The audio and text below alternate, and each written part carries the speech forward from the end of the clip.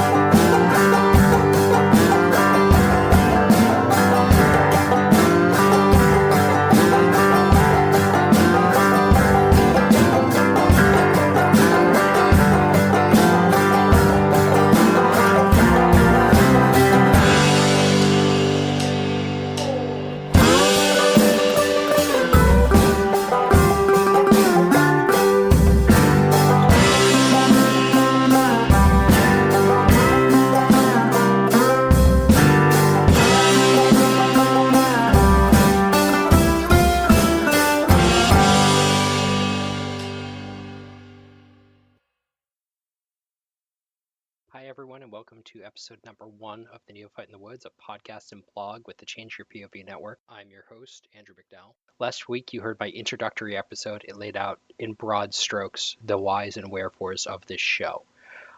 This week, I want to change gears a little bit and tell you a little bit about myself and why this show and what we do and what we talk about here matters to me.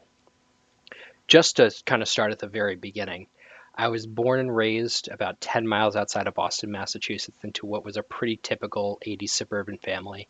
I have 2 younger brothers, a mother, a father. We have a dog, or had a dog when I was growing up, and continue to have them.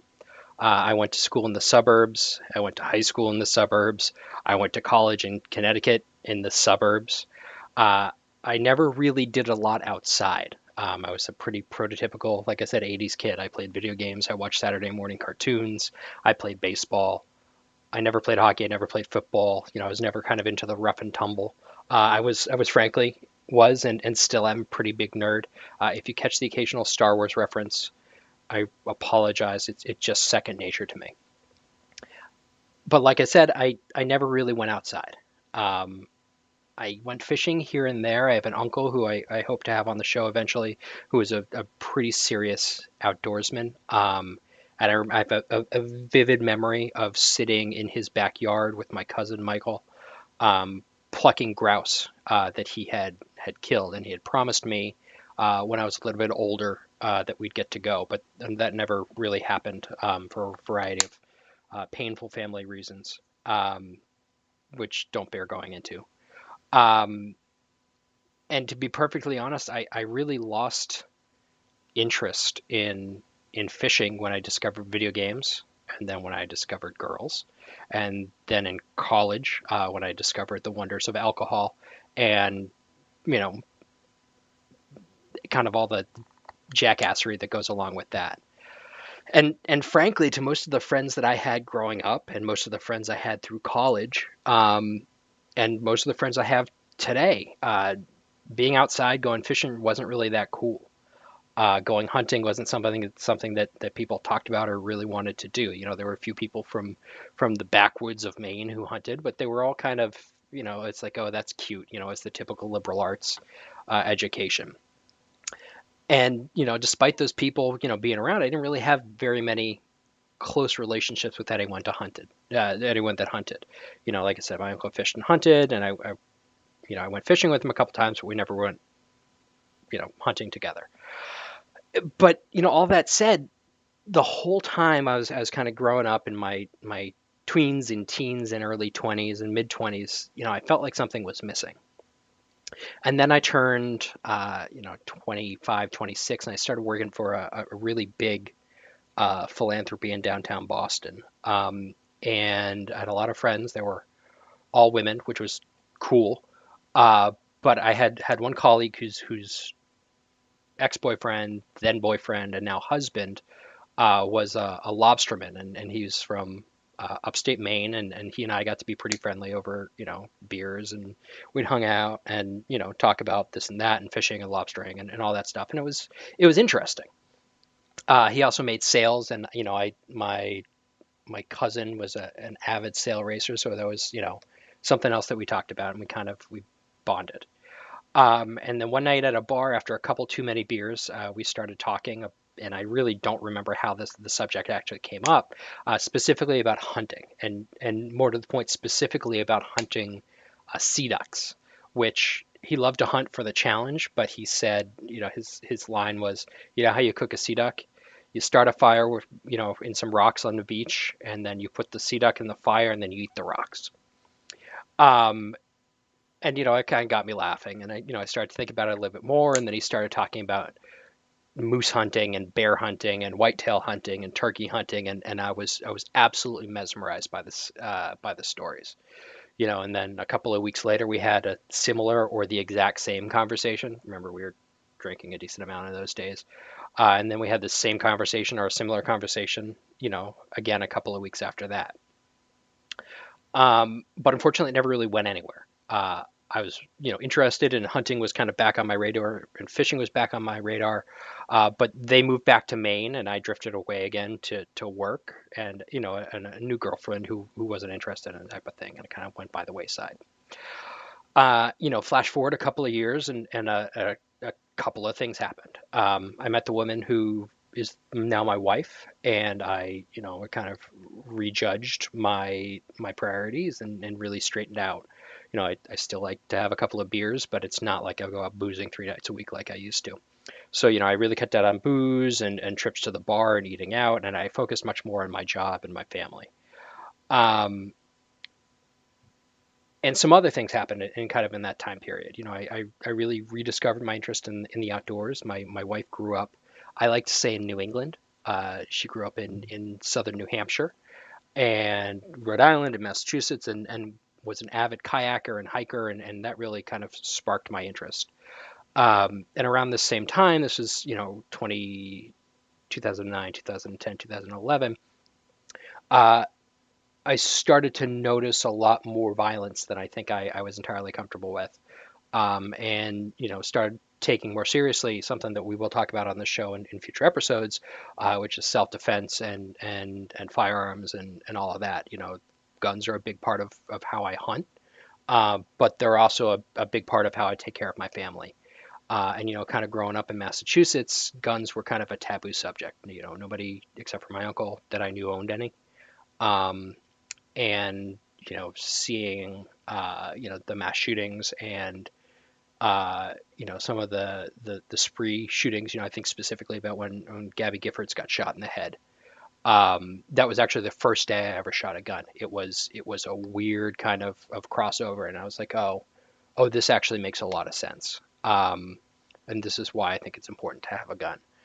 And that sort of pushed me further on this course. And to be perfectly honest, it wasn't and it isn't easy to be the member of my family who's pro gun. My parents are both hippies.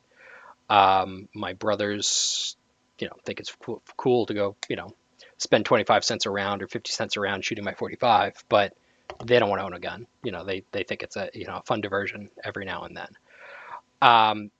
But fortunately, the other key decision maker in my life, my wife, saw that firearms and shooting and all of that made me very happy, and was something I was taking very seriously, and she supports and supported me um, in kind of my interest there, and has tolerated um, my hobby and my lifestyle, which is great. And she's very understanding and patient with me when I disappear all day on a beautiful Saturday afternoon and morning and early morning to go shoot a USPSA match, and she's proud of me when I come in dead last in my D class shooting, and pats me on the head and says you'll do better next time, and I do. It's great. Um, so that's sort of the beginning of my genesis and my interest in hunting and fishing and shooting. Uh, Flash forward today, I'm entering my third full season, chasing everything from bass to pheasant to deer and beyond. I haven't, frankly, met with a ton of success yet. You'll hear on here stories about me missing a deer and missing a very nice deer in North Carolina. We'll have my friend Trey Caraway on here who shot my very nice deer. Um, that's it's all a learning experience. I shot my first pheasant and got to take it home last year, and we ate it, and it was one of the best meals of my life. Last year was also a pretty big fail for me. I had my first solo shot on a deer. My first time in my woods by myself with my shotgun, and a deer came into my sights about 50 yards away, and I lined up my shot and fired and missed her clean at 50 yards. Something I'd been, keyholing, single hole, doubles with my shotgun all fall, all summer. And the adrenaline just got to me.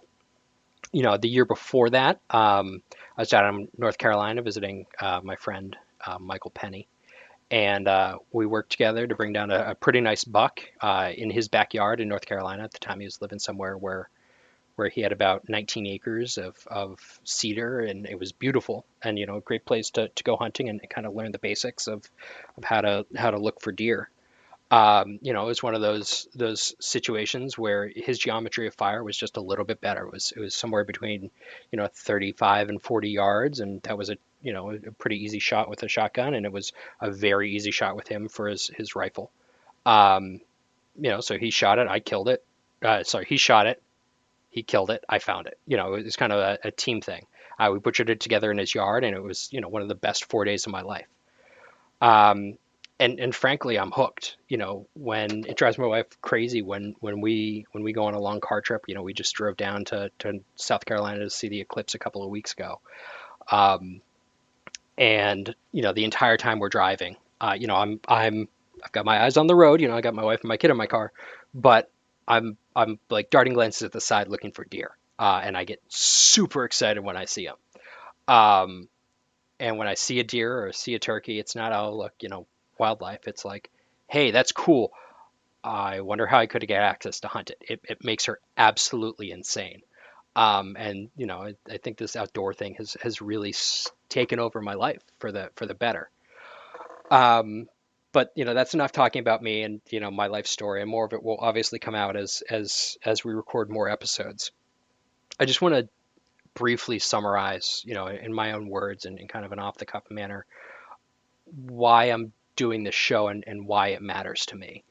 Um, the show is deeply meaningful to me on a couple of levels. One, it's great to connect and collaborate with folks who have been hunting all their lives, but also folks who just started or who are new to it like me and are experiencing things for the first time. I think that we learn just as much, if not more, from our failures and our learning process as we do from our victories. I talk about that doe that I missed last year. I learned a ton from that. I need to slow down. I need to take a breath. I need to make sure that there's not a buck following her. And if I am going to take the shot on a meat doe, or a cull buck or something like that, I really need to be more deliberate in my processes. Um, but I did learn at the same time that my camouflage and my scent control was on point. I had a little red squirrel, a little juvenile, run up on my knee and sit there mean mugging me for 5-10 minutes last year. It was really cool just to see him sitting there on my knee, or sitting on my knee, just kind of look at me, trying to figure out what was up until I moved and it ran off, and that was pretty cool. Um, so that's one of the things that I'm trying to get out of the show, and I hope you get out of it too. Is the learning. I'm definitely going to have experienced people on here. I'm gonna have I'm gonna shoot for the moon and try to get some big names on here. I can't promise it, but I look at people like Steve Ranella, and I look at the Wired to Hunt show and the Nine Fingers Chronicle, and I think about what they're doing. Frankly, for more experienced hunters, people who are targeting mature bucks and aren't trying to get their first deer. And I want to do that for the new hunter or the intermediate hunter. or fisherman or USPSA shooter. I want to kind of do that neophyte, the learner, the unskilled. I want to cover that for the neophyte. Um, and one of the other things that I really want to talk about, and I really want people to be excited about, are the things that make us as hunters and outdoors people and anglers and competitive and recreational shooters, the things that make us tick, the things that make us happy, the things that we're passionate about. Um, I think that's something that it's fun to talk about. I do interviews with folks, and you can tell that they're excited and they're passionate about everything. There are people who I'm going to have on the show who are squirrel hunters. All they do is hunt squirrel, and they have a hoot doing it. There's nothing to them better than going out and shooting a limit of gray squirrels with their 22. There's the same type of people feel that passionately about hunting turkey or hunting elk or hunting deer. I like to think of myself as an equal to opportunity hunter. I'll hunt anything if it's legal and ethical. Um, and it kind of gets my motor running. I don't have an interest in dangerous game hunting. It's just Africa's too far away, and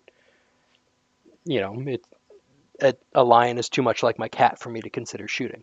But it's great if somebody else is super excited about. I would love to have a conversation about that with them.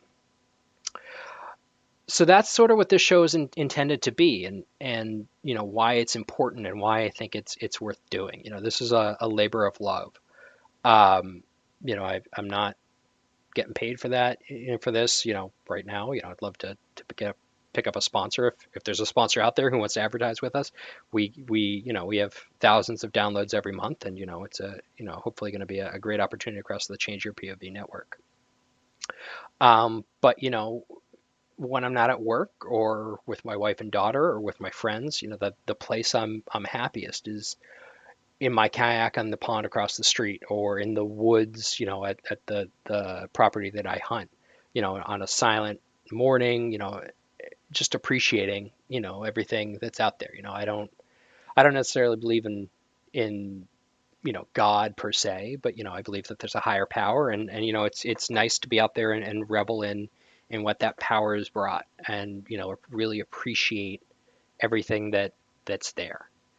Um, so I kind of look at this show and what I'm trying to do here, and blog posts and YouTube videos, as a love letter to the outdoors and to our hobbies. Hopefully it's also going to be a place to talk about the guns and bows and gear that we love and we hate. But I hope at all times it's really a fun, safe place to talk and share ideas. And I really hope that as we go forward, you'll join me.